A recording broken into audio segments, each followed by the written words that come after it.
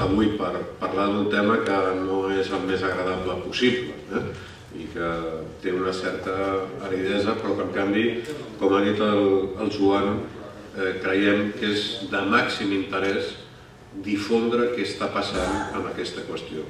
Abans d'entrar en el tema aquest d'explicar què és el TTIP, un últim anunci, perquè dintre les campanyes que estem desenvolupant, defensa de la reducció de jornada, de la renda garantida, etc., n'hi ha una que és la ILP per una nova llei catalana d'educació que garanteixi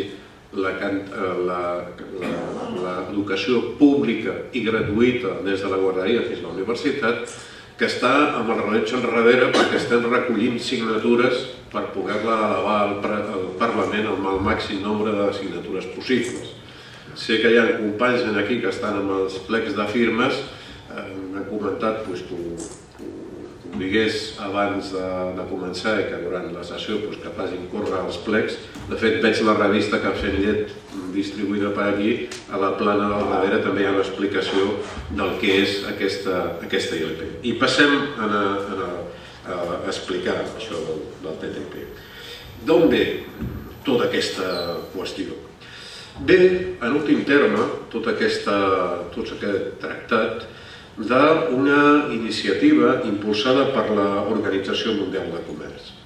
L'Organització Mundial de Comerç està sent una institució internacional peculiar perquè és una institució que inicialment funcionava com un grup purament negociador, quan en els anys en què s'ensorra el mur de Berlín esdevé organització estable,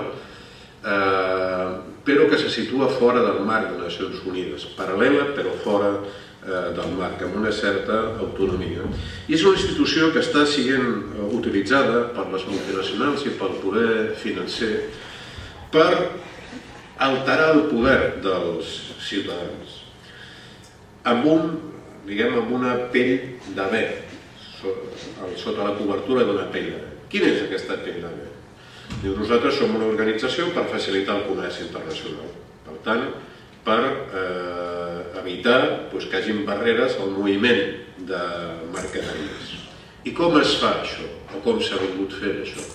Baixant els aranzels, que és l'impost que es paga a les mercaderies quan entren des d'un altre país, i traient qualsevol tipus d'obstacle aduaner, de gestió. Bé, això és el pretext, però en realitat en què s'ha convertit? S'ha convertit en una institució que pretén implantar mesures de privatització i mesures d'alteració de la capacitat política dels estats. És a dir, el seu objectiu és treure sobirania als estats. I quan es treu sobirania als estats, a qui se la dona? Doncs a qui té el poder econòmic. Si els estats tenen menys capacitat per limitar el poder de les grans empreses, això en la pràctica acaba donant més poder en aquestes empreses que deixen d'estar sotmeses a alguns dels límits que han tingut que patir a partir dels estats. I clar, si els estats no poden intervenir, vol dir que els ciutadans no poden utilitzar aquest instrument, els estats democràtics, per fer valdre els seus drets. I per què això és així? Primer perquè el comerç mundial ha canviat molt. Quan es va fundar el precedent de l'Organització Mundial de Comerç, el GATT, els aranzels mitjans en el món eren de l'ordre d'un 50%. És a dir, quan tu importaves una botella d'aigua, aquesta botella d'aigua, si venia de França, si valia €1, l'acabaves pagant a €1,50. La carregaven amb un aranzel mitjà. I això, certament, frenava el moviment comercial.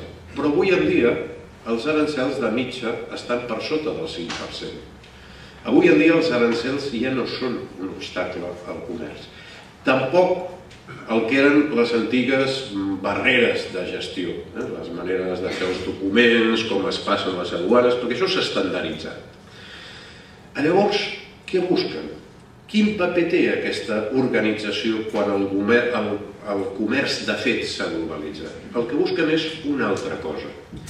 Busquen, per una banda, regular i per altra, desregular. Què és el que volen desregular aquestes institucions?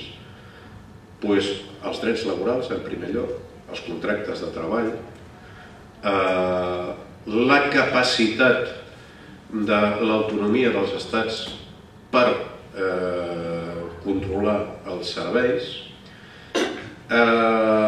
evitar les regulacions de caràcter mediambiental i, per tant, que no hi hagi límits de les administracions públiques, per exemple, a l'emissió de CO2 o al fracking o a la utilització de transgènics, i evitar limitacions tècniques que posen els estats a determinats procediments productius. Per tant, un objectiu és desregular, però no pensem que el capitalisme és sempre desregular, perquè el capitalisme a vegades el veiem d'una manera simplificada com una cosa que vol treure lleis i vol... No. D'altra banda, aquestes empreses multinacionals volen govern i volen regulacions molt estrictes que les favoreixin amb elles. Qualsevol mercat és regulació i qualsevol existència de poder, i aquestes empreses no estan perquè els poders desapareixin precisament, implica regulacions. Quines regulacions són les que volen? Per exemple, les patents intel·lectuals, que els estats serveixin per recaptar els royalties d'aquestes patents. Per exemple, amb els productes químics farmacèutics, amb, ja no diguem la música, el software, però també volen patentar la vida. Algunes d'aquestes companyies químico-farmacèutiques s'estan dedicant a patentar productes biològics que tenen aplicació mèdica o que tenen aplicació alimentària, privatitzar-los per pretendre després cobrar per al seu ús. I clar, per cobrar per al seu ús necessiten un estat fort que obligui la gent a pagar. Volen també regulació en l'àmbit jurídic transnacional, que això ens dedicarem en l'última part de l'exposició, perquè és potser la part més greu dintre del que és ara el TTIP. Bé, per tant, en aquest marc el que estan desenvolupant és buscar uns acords que els hi permetin desregular i regular aquestes dues coses sobre coses que ja no són estrictament el comerç. Bé, què han fet? Com ho han fet, això en concret? Això ve de lluny, ve, com us deia, com a mínim dels anys 90. En els anys 90, amb l'excusa aquesta de promoure el comerç, i clar, això de promoure el comerç, promoure a la gent, qui no li agrada que hi hagi facilitat de comerç? Qui no li agrada que arribin amb més facilitat els mangos del Carib? Tothom li agrada que els productes o les galetes de Dinamarca. És molt antipàtic la figura de la duaner, aquell que et deia no passi el Duralex o pagui... Tothom li té una certa simpatia per aquesta qüestió. Però el que buscaven, com us deia, era una altra cosa. I la primera aplicació pràctica d'aquesta nova onada de l'Organització Mundial del Comerç va ser el NAFTA, que era l'acord nord-americà de lliure comerç, que va imposar a Mèxic, a Estats Units i a Canadà una regulació d'aquest tipus. Què implicava el NAFTA? Implicava no només que no haguessin aduanes, sinó implicava, per exemple, obligar a privatitzar les empreses públiques.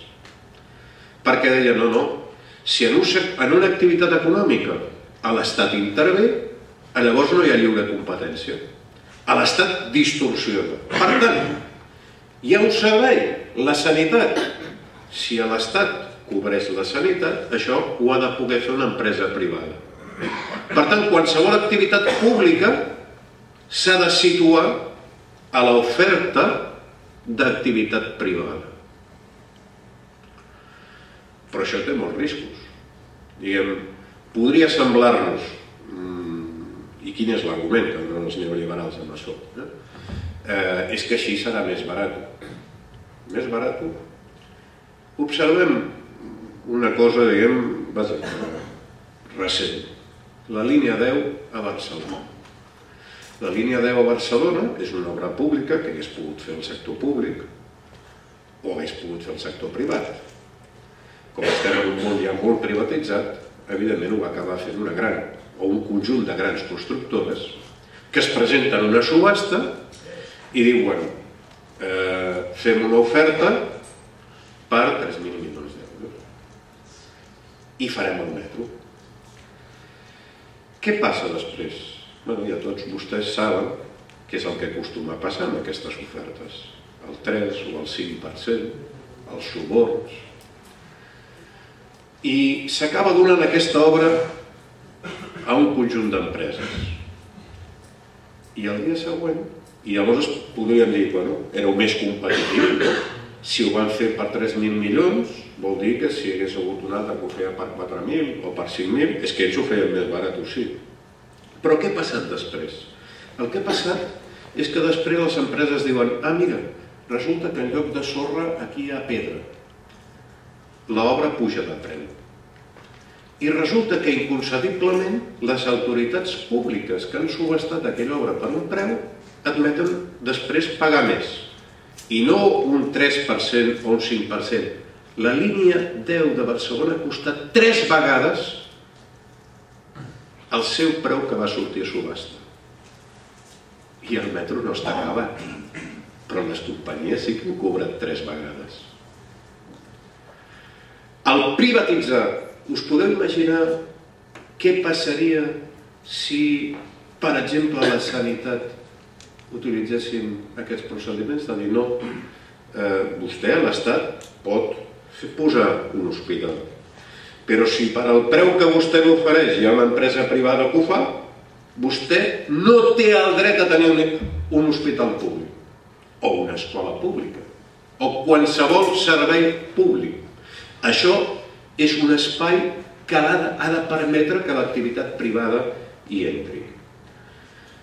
Un altre dels elements va ser, dins del NAFTA, va ser que obligava a convertir la terra en un bé comercialitzable. Quina importància tenia això? Doncs resulta que fa molts anys, a principis del segle XX, els camperols mexicans van fer una revolució. I van fer una revolució perquè no tenien terres. I van estar dirigits per persones com Pancho Villa, com Emiliano Zapata, que eren analfabets, que tenien molt poca cultura, però que no eren gens curtets a nivell polític. Emiliano Zapata va introduir un mecanisme que era el ejido. Què era l'ejido a Mèxic? Era que les terres eren públiques, eren de l'Estat. I l'Estat les cedeix per al seu ús als camperols. Els camperols poden utilitzar-les, poden transmetre-les als fills, poden millorar-les, però no poden fer una cosa, que és vendre-les. La terra no es pot vendre. I què introdueix el NAFTA? Obliga que la terra es vengui. I per què? Perquè els bancs saben que si el camperol pot vendre la terra, es pot endeutar. I si es pot endeutar, ja es preocuparan que s'endeuti. I si s'endeuta, acabarà perdent la terra.